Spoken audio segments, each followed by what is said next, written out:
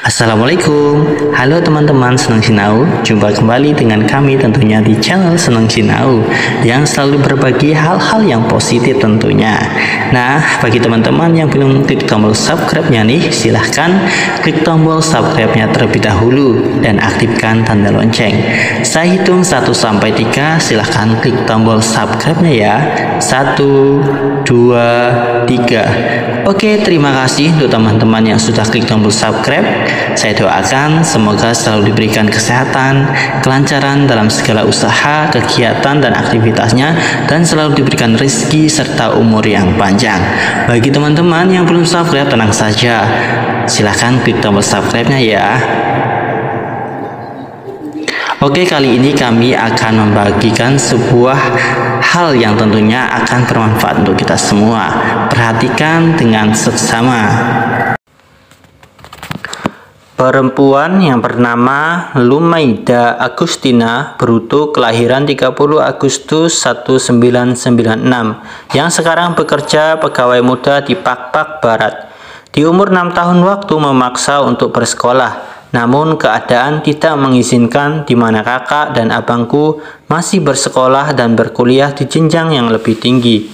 Sedangkan orang tua saya hanya seorang pedagang di lapak. Dengan tekunnya, saya berusaha membantu untuk berjualan di lapak. Setiap saya ikut berdagang dengan orang tua di pagi hari, saya selalu melihat siswa yang berseragam sekolah.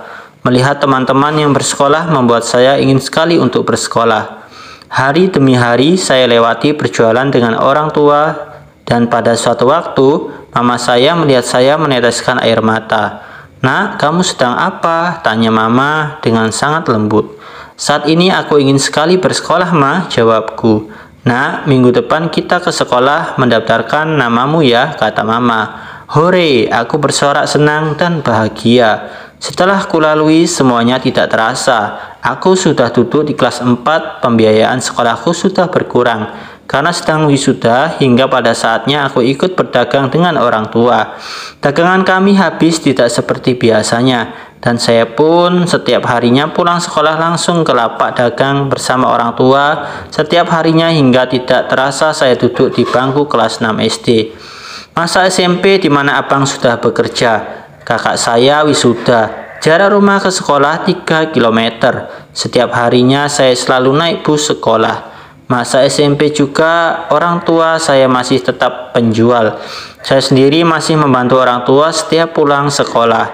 Hingga tidak terasa saya sudah lulus SMP. Saatnya memikirkan ke jenjang lebih tinggi yaitu SMA.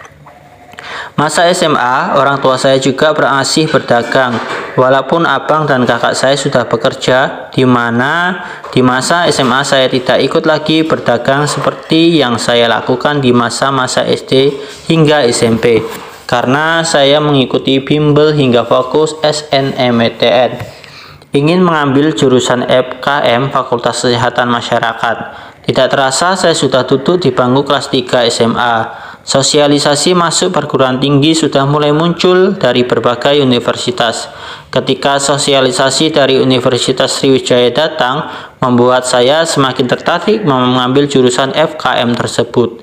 Hingga pada saatnya waktu rekomendasi sudah diumumkan, dan saya salah satu berhak untuk memilih universitas yang saya sukai.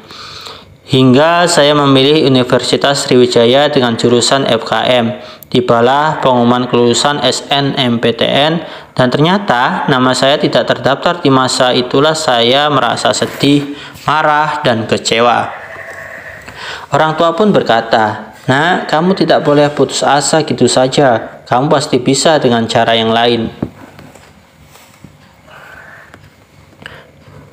Bercampur sedih, saya tersenyum karena orang tua masih tetap memberi semangat terhadap saya. Dan pada akhirnya kami lolos SMA. Saya mencoba jalur SBMPTN untuk meraih keinginan, dan saya tetap mengambil jurusan dan universitas yang sama terhadap kegagalan yang pernah aku coba di SNMPTN.